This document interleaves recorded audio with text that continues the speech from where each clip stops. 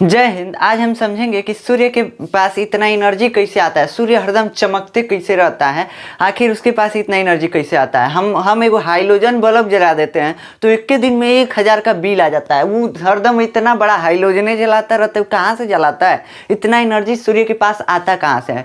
तो देखिए सूर्य के पास ना, सूर्य जो होता है, सूर्य के पास हाइड्रोजन होता है, ज़्यादातर हाइड्रोजन होता है। सूर्य जो है हाइड्रोजन गैस से बना हुआ है। हाइड्रोजन गैस मतलब जैसे देखिए हाइड्रोजन गैस क्या होता है, जो गुब्बारे में भरते हैं, गुब्बारा उड़ने लगता है, जो उड़ने वाले गुब्बारे में गैस भरा होता है ना, उसी को बोलते हैं हाइड्रोजन गैस। अब सूर्य जो है 73% लगभग किससे बना हुआ है? हाइड्रोजन गैस से। बाकी में हीलियम वगैरह है सब और सारे तत्व हैं।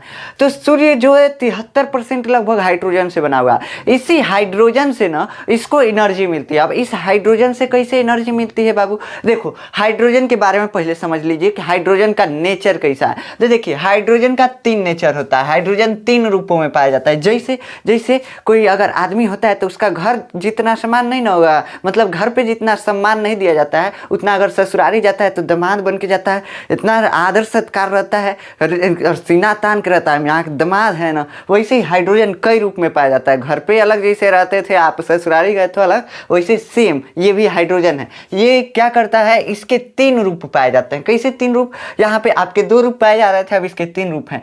एक हाइड्रोजन जो होता है इसका भार 1 ग्राम होता है। ऐसे मतलब सिंपल भाषा में बोल रहे हैं हम। इसका ग्राम दूसरे यूनिट में मापा जाता है, एएमयू में। तो बस समझिए कि हाइड्रोजन 1 जो होता है उसका 1 ग्राम द्रव्यमान होता है। हाइड्रोजन 2 जो होता है इसका 2 ग्राम द्रव्यमान होता है। और हाइड्रोजन 3 जो होता है इसका 3 ग्राम द्रव्यमान होता है। तो मतलब 1 और 2 3 किस लिए लिखा गया है? ये मतलब उसके भार को दर्शाने के लिए।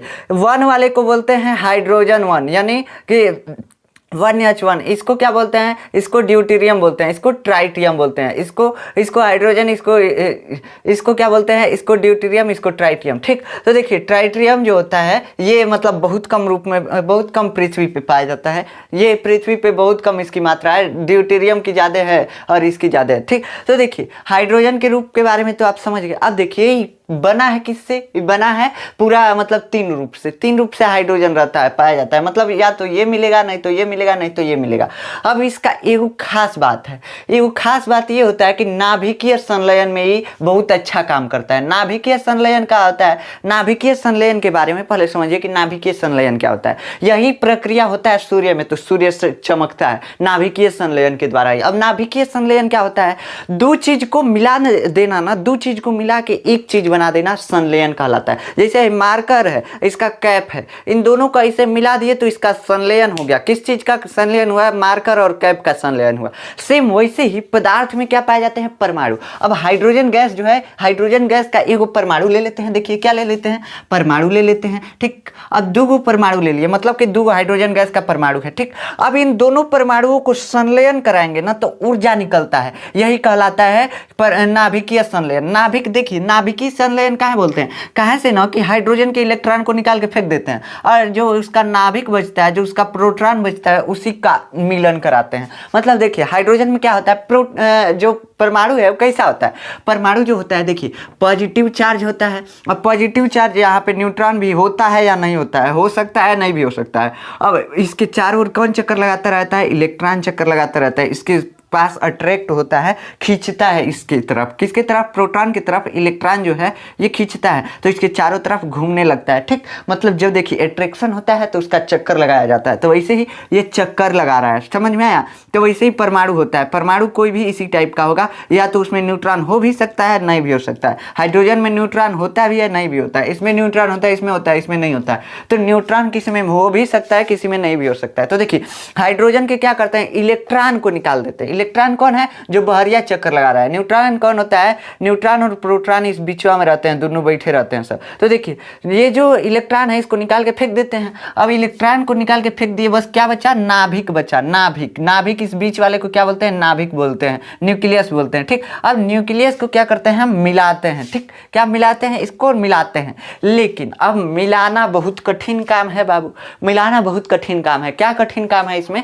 इसमें ये कठिन काम है कि जो सेम चार्ज होते हैं रिपेल करते हैं। मतलब जैसे चुंबक को कभी कभी आप सटाते हैं तो सटता नहीं है, धकियाता है।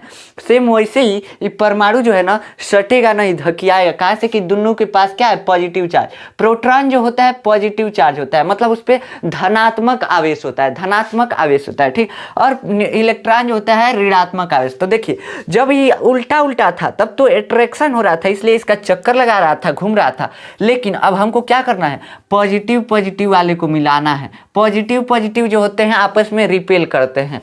क्या करते हैं, आपस में रिपेल करते हैं। जैसे लड़का लड़का झगड़ा करते हैं सब, लेकिन अगर उसका उल्टा आ जाएगा तो झगड़ा नहीं करेंगे सब, वो क्या करेंगे, अट्रैक्शन होगा, तो दोनों मतलब साथ रहेंगे। वैसे ही सेम इसमें भी होता है, परमाणुओं में भी जो एक समान रहेगा वो रिपेल करेगा। अब निगेटिव निगेटिव भी आपस में रिपेल करते हैं और पॉजिटिव पॉजिटिव भी आपस में रिपेल करते हैं। रिपेल मतलब धक्का देना, एक दूसरे को दूर धक्कियाते हैं सब। अब देखिए इन दोनों को संलयन कराना मुश्किल है। कहाँ से कि जब इसके पसवा लाएंगे तुरंत ही फेंका आ जाएगा। कैसे फेंका जाएगा, तुरंत ही इसको धकिया जाएगा, तो उधर जा कहाँ हमारे पास आ रहा है, तुरंत ही फेंका जाएंगे सब दोनों। लेकिन इनका संलयन जब तक होगा नहीं तब तक हमको ऊर्जा मिलेगा ही नहीं। जब संलयन होता है तो उससे क्या मिलता है, ऊर्जा मिलता है। अब हर संलयन में नहीं मिलता है। अब लोहा का कराएंगे तो उसमें एनर्जी देना पड़ता है।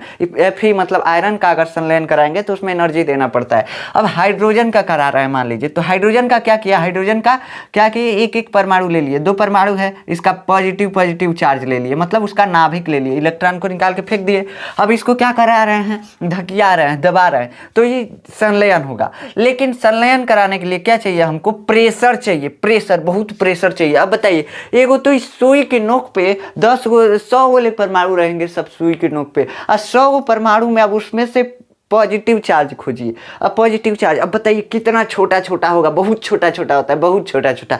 अब इस छोटे छोटे को एकदम तेजी के साथ एक साथ दबाना है, और जब तक दबाएंगे नहीं तब तक संलयन होगा नहीं। जब देखिए क्या होता है, इसमें एक प्रॉपर्टी होती है, ये पॉजिटिव चार्ज जो है, पॉजिटिव चार्ज अगर कुछ पास आ गया, मतलब हल्का सा फासला है उसमें, हल्का सा दूरी है दोनों के बीच में, तब तो वो अपने आप पे खींच के अपने में बंध जाएगा। काहे से कि आप अगर 11th पढ़े होंगे तो उसमें पढ़े होंगे क्या होता है, न्यूक्लियर फोर्स होता है, नाभिकीय फोर्स होता है, नाभिकीय बल होता है एक, लेकिन उसका रेंज कम होता है। नाभिकीय बल ना जो है इसके जो ये रिपेल कर रहा है, धकिया रहा है, उससे ज़्यादा है। और ये कैसा होता है, खींचने वाला होता है, मतलब 2 चीज को आपस में खींचेगा। अब नाभिकीय बल इन दोनों के बीच लगेगा ना तो ये दोनों सट जाएंगे सब, मतलब कि दोनों एक दूसरे को खींच रहे हैं, नाभिकीय बल।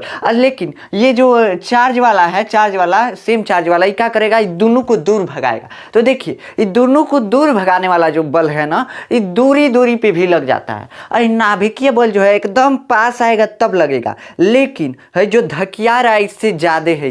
ये जो खींचने वाला बल है इससे ज्यादा है, लेकिन ये कम रेंज पे लगता है, कम दूरी पे लगता है। अब बताइए कम दूरी पे जब लगेगा तो ये कम दूरी पे मतलब कि अगर बहुत नजदीक लाएंगे तब ये अपना काम करके अपने आप को मिला लेगा, लेकिन यहाँ दूरी तक, कम दूरी तक लाना बहुत डिफिकल्ट होता है।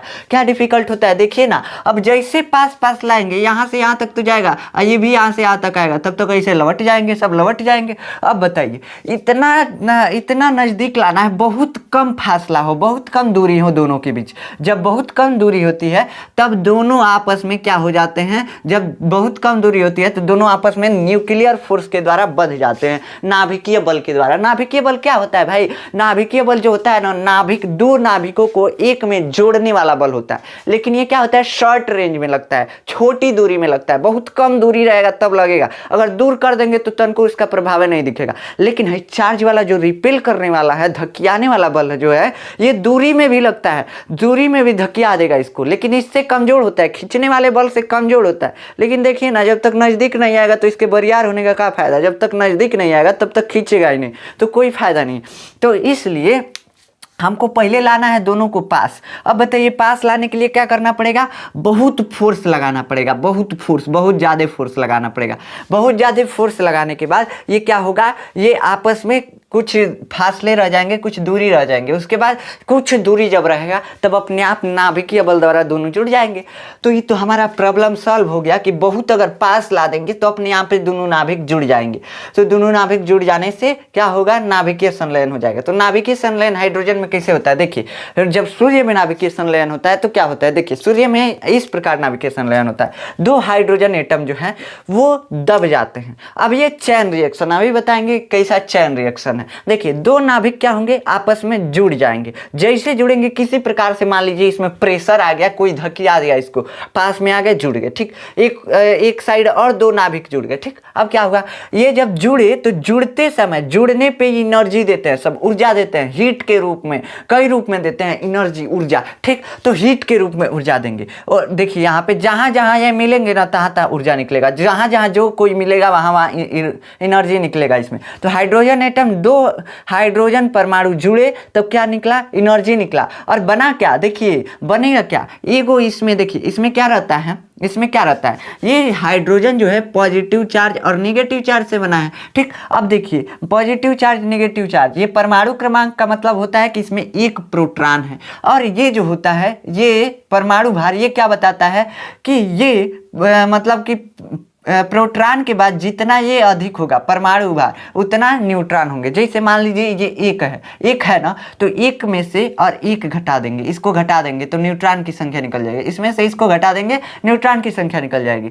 तो न्यूट्रॉन की संख्या निकल जाएगी, तो इसमें देखिए घटा रहे हैं तो जीरो बच रहा है, यानी इस परमाणु में एक भी न्यूट्रॉन नहीं है, एक में से एक जाएगा, एक भी न्यूट्रॉन नहीं है। इसमें से दो में से एक घटाएंगे तो क्या बचेगा, एक न्यूट्रॉन, यानी इसमें एक न्यूट्रॉन है। इसमें से तीन में से एक घटाएंगे, दो न्यूट्रॉन है। ऐसे न्यूट्रॉन की संख्या निकाली जाती है, ठीक। तो समझ में आ गया। अब देखिए पहले वाले हाइड्रोजन हम लिए हैं 1H1 1H1 1H, मतलब पहला रूप वाला। अब देखिए इसमें से क्या किए हैं, इलेक्ट्रॉन को निकाल के बाहर फेंक दिए हैं। अब क्या हुआ, इलेक्ट्रॉन को निकल के बाहर फेंक दिए हैं, उसके बाद क्या हुआ, इसमें बचा एगो प्रोटॉन, कैसे कि न्यूट्रॉन इस वाले में है नहीं, ठीक। अब एक और लाए, ठीक। ये क्या हुआ, ये भी प्रोटॉन है, ये भी प्रोटॉन, दोनों को चिपकाए तो क्या हुआ, एक नाभिक बना। लेकिन इसमें एगो प्रोटॉन जो है ना चिपकने के बाद न्यूट्रॉन में बदल जाता है। अब देखिए जब हम किसी परमाणु से इलेक्ट्रॉन को निकाल के बाहर फेंक देते हैं सारे इलेक्ट्रॉन को, तो वो क्या बन जाता है, प्लाज्मा अवस्था। ऐसा कब होगा, जब किसी चीज को बहुत हीट देंगे, बहुत गर्मी देंगे,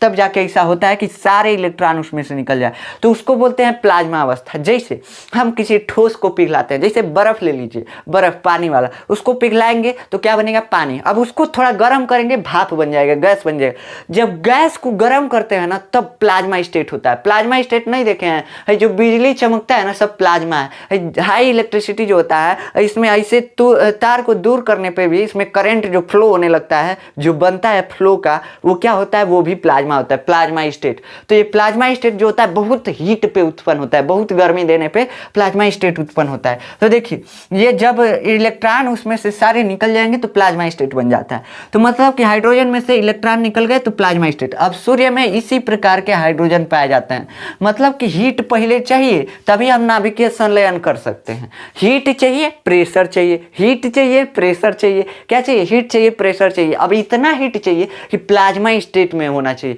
अब ऐसा कोई हीट है ये नहीं है पृथ्वी पे जो प्लाज्मा स्टेट में कन्वर्ट कर दे। हाँ, कोई तकनीकी विधि से कर सकते हैं, जैसे कि हाई इलेक्ट्रिसिटी द्वारा, ऐसे नॉर्मल विधि में हम नहीं कर सकते हैं, ठीक।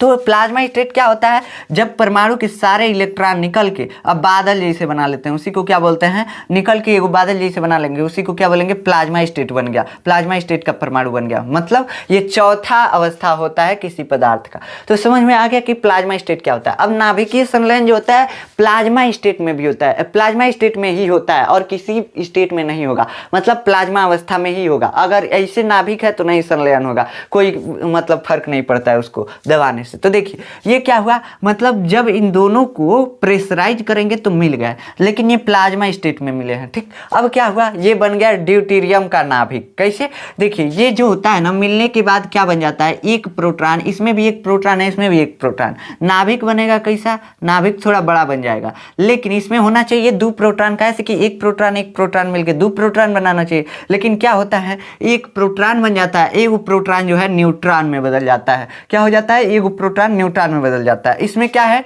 एगो न्यूट्रॉन है एगो प्रोटॉन है। तो देखिए इसमें भी क्या बन गया, एगो प्रोटॉन और एगो न्यूट्रॉन। तो ये क्या बन गया, ड्यूटेरियम बन गया, हाइड्रोजन का दूसरा रूप बन गया। वैसे इधर भी हुआ, वैसे इधर भी, और दो हाइड्रोजन जुड़े तो दो नाभिक जुड़ा, लेकिन एगो नाभिक जो है किसमें बदल गया, न्यूट्रॉन में बदल गया। एनर्जी तो निकला लेकिन न्यूट्रॉन में बदल गया, और एक प्रोटॉन प्रोटॉन ही रह गया। समझ में आया। तो जब ये दोनों मिले तो एक ड्यूटेरियम बना दिए। अब ड्यूटेरियम में जब एक और हाइड्रोजन मिलाते हैं, एक और हाइड्रोजन मिलाते हैं तो क्या बन जाता है, एक और हाइड्रोजन का एटम। मतलब देखिए ड्यूटेरियम क्या है, इसमें दो चीज है, एक प्रोटॉन है एक न्यूट्रॉन है। उसके बाद हाइड्रोजन, एक ये वाला हाइड्रोजन फिर से मिलाते हैं जिसमें बस क्या है, एक प्रोटॉन है। अब इसको जब मिलाएंगे तो क्या बनेगा, 3 गो प्रोटॉन बनेगा, 3 गो वो बनेगा, 3 कण वाला बनेगा नाभिक। 3 कण वाला कैसे, देखिए 1 2 और 3, तो 3 कण वाला नाभिक बनेगा। इसमें क्या बनेगा, इसमें बनेगा हीलियम 3। हीलियम 3 क्या बनेगा, हीलियम 3। मतलब देखिए हीलियम में 2 प्रोटॉन होते हैं और 1 न्यूट्रॉन होता है, तो इसमें 1 न्यूट्रॉन ऐसे ही रह जाएगा,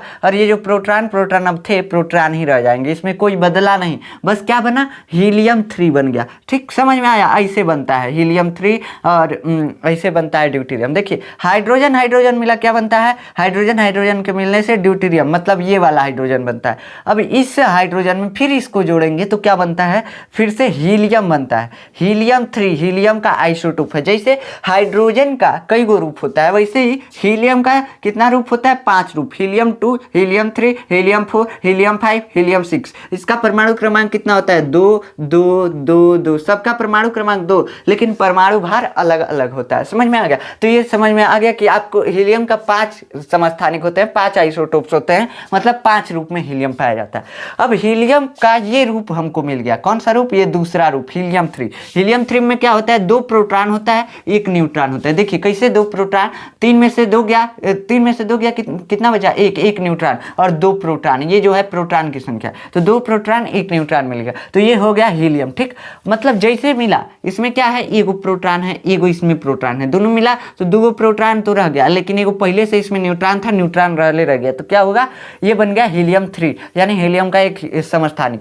अब इधर भी ऐसे ही हुआ, हीलियम 3 बन गया। अब हीलियम 3 बनने के बाद, हीलियम 3 बनने के बाद जब इन दो हीलियम 3 को प्रेशराइज करके मिलाएंगे तो क्या होता है, फिर से जहाँ जहाँ मिल रहे हैं वहाँ वहाँ एनर्जी निकल रही है। देखिए यहाँ भी मिले हैं ड्यूटेरियम और हाइड्रोजन, ये मिले हैं तो हीलियम 3 बना है ना, यहाँ पे भी ऊर्जा निकला है, यहाँ पे भी ऊर्जा निकला है।